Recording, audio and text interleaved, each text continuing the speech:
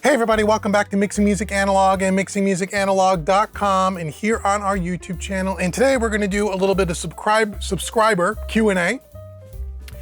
Been gathering questions that are coming up in the video comments, questions that you guys are sending me via email over the last several months. I've been cataloging them now for a while, and I thought it was about time to start putting together some of these quick little Q&A videos so I can answer some of the questions that you guys have been asking over and over and over again. So that's what we're gonna do today. But before we get started, make sure you like, share, subscribe, hit the notification bell, and also if you wanna support the channel, hit the super thanks right underneath this video. Okay, so here we go. Question number one. Now some of these questions have been written in several different times by several different people. I'm just gonna mention the name of the last person that wrote in to these questions, but I can assure you most of these questions have been asked many, many times.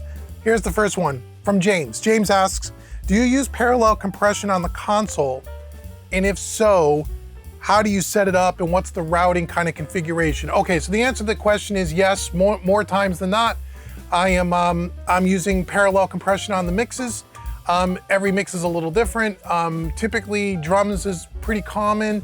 Sometimes I'm doing drums and vocals. Sometimes I'm doing parallel compression on all the different elements of the mix. It really depends. Sometimes not at all, but most of the times, yes. How are we doing it on the console? It's pretty simple. So let's just take kick and snare, for example. So if we were gonna do parallel compression on the kick and the snare, in the session, I would take our kick drum, I would duplicate it, and our snare drum, and I would duplicate the track, and I would route those two duplicated tracks out to a separate set of stereo outputs in my session, in my template, and that would come to two separate faders on the console. That's typically how I'll do it. And then I could do it one of two ways. I can either use compressor plugins in the box and compress it before it hits the console, or more times than not, I'll use compression in the rack, use hardware, do the heavy compression, and then because the kick and snare in this example are on two separate faders, I could blend those in with the drums. That's typically how I would do it. So it's pretty simple. It's very similar to in the box. So I'm just really duplicating the tracks, sending them out to another pair of faders. So it happens quite often. That's how I handle parallel compression. Question number two has been asked in different ways many times over the last year or so. This comes from Ziggy65. And Ziggy65 asks, what is your favorite hardware compressor? And boy, that's a tough one. I don't know how many hardware compressors. I think I got 20 some odd between stereo and mono, channels that I can use. And I can't say that I have one that's absolute favorite because they all serve a different purpose. And if you go watch the Studio Rack update videos, you'll see all the different compressors that I have. I gotta say one of my favorites that no matter what you use it on sounds great, and I've been using this one for a long time. It's one of the first pieces of hardware that I ever got, and that's the Wes Audio NG Bus compressor. I use that primarily on drums. I love the way that sounds. That's a stereo VCA compressor that can also run in dual mono. So it's like an SSL G series, on steroids.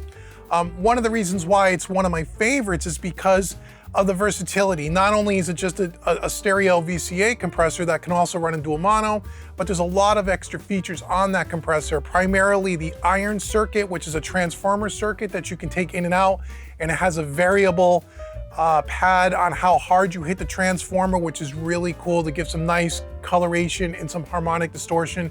It also has a variable total harmonic distortion circuit separate from the iron inside of that compressor.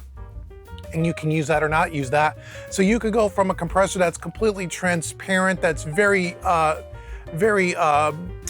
subtle, to way over the top, very colored, and everything in between. It's got sidechain filters in it. It's got everything. And it's also digitally controlled by a plugin. So it's a hardware analog path controlled by a plugin. So for recall and settings and all of that stuff, it's great. I've done a review on the channel here. That's one of my favorites.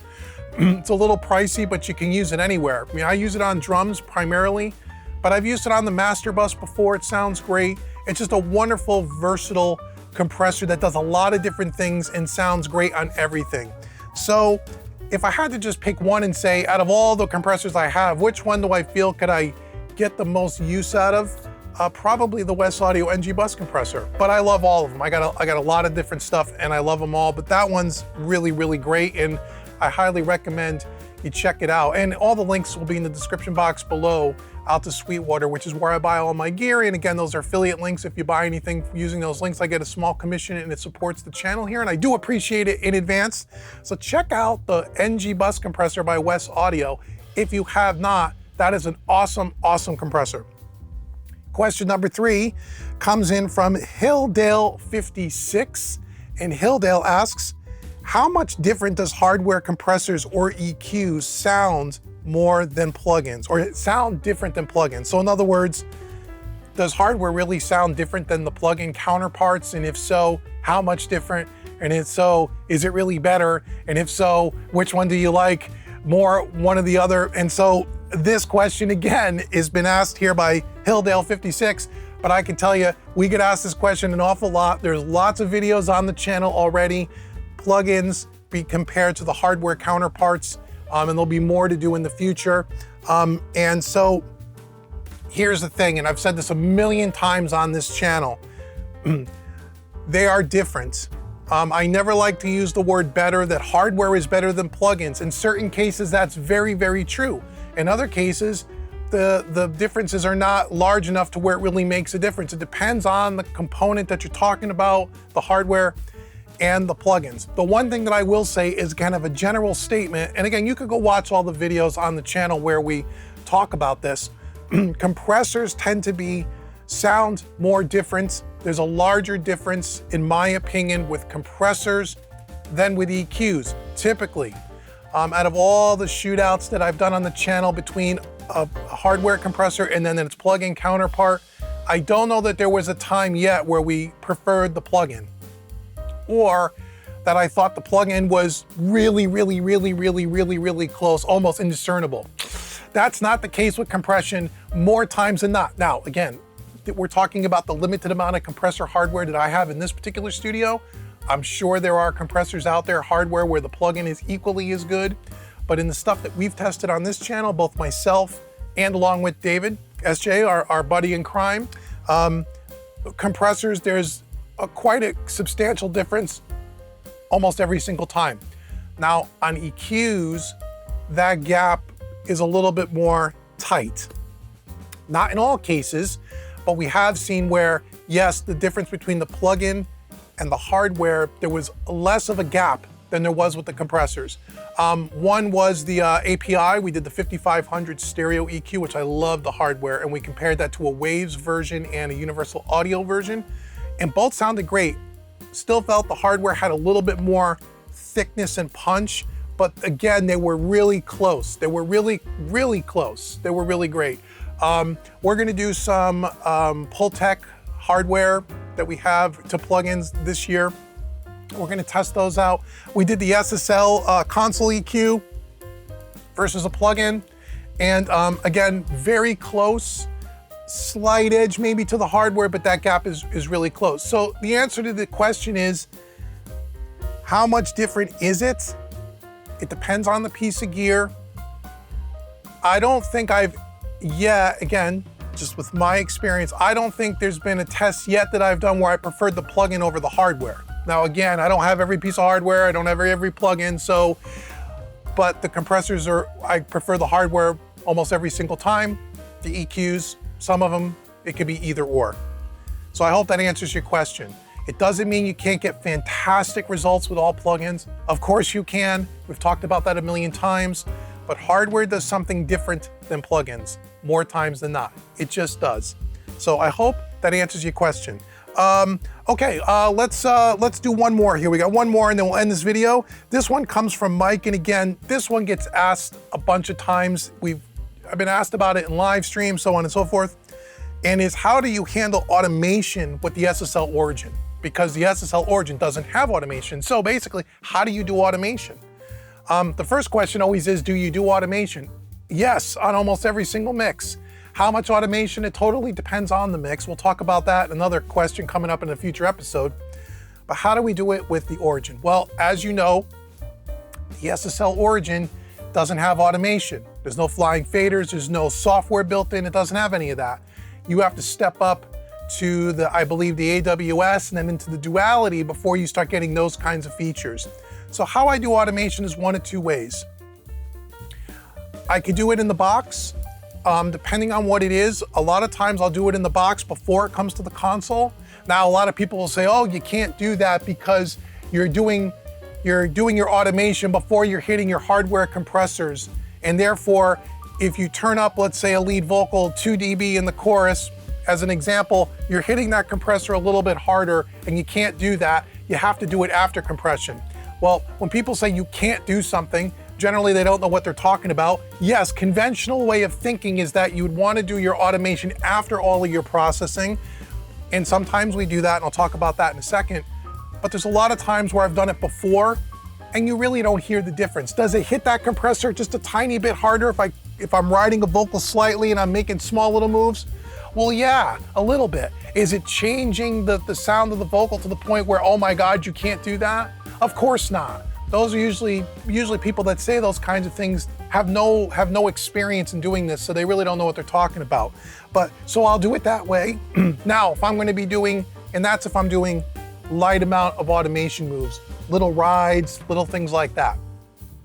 Let's say I had to do something a little bit more extreme, and I didn't want to do automation prior to hitting the compressor, right? There's a couple of ways I can do it here. Let's say it's a vocal again, and I really the vocal's all over the place. I really got to do lots of automation for whatever reason.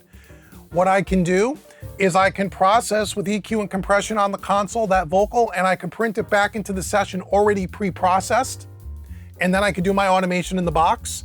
And then I can just bypass the EQ, bypass the compressor on the channel. So when it comes back out to the fader, I'm just dealing with the static volume on the fader.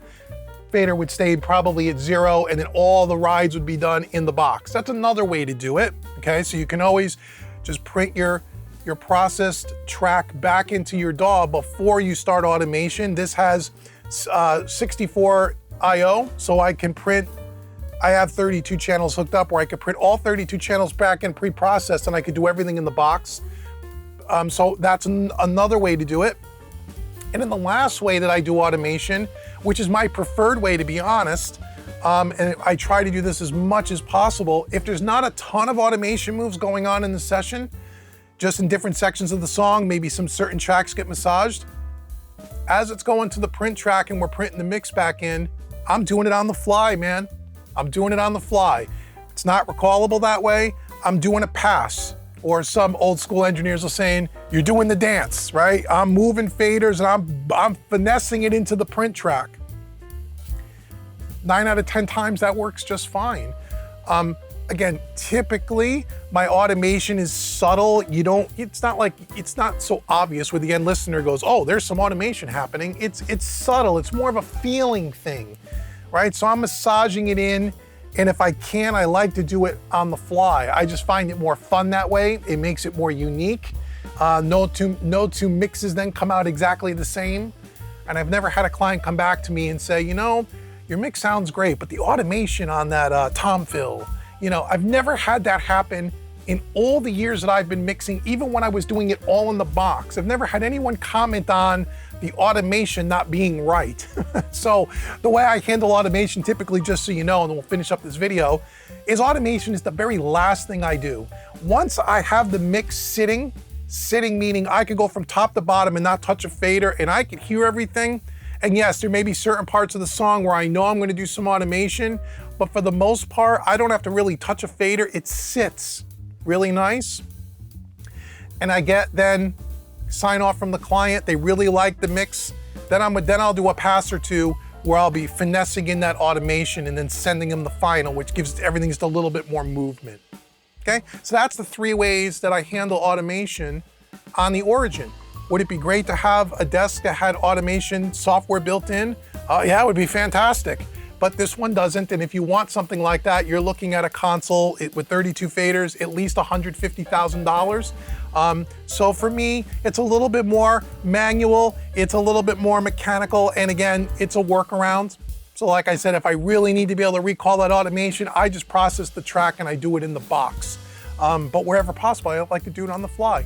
So those are the 4 questions for this week's episode. Again, make sure you leave your questions down below because I'll do more of these. I have a few more episodes to do because I got a ton of questions and I want to make sure that I stay on top of these things for you guys. So if you have questions about the workflow and hybrid and analog gear and all that stuff, I want to try to share my knowledge or what things that I've learned with you. So leave your questions in the comments below. Once again, make sure you like, share, subscribe, hit the notification bell. And if you get a moment, go check out mixingmusicanalog.com. That's where all my mixing and mastering services are. You can check that out and see what I have going on over there. And until the next video, I've been Dave with Mixing Music Analog and mixingmusicanalog.com. Thank you so very much for watching me today, everybody. And I'll talk to you guys soon.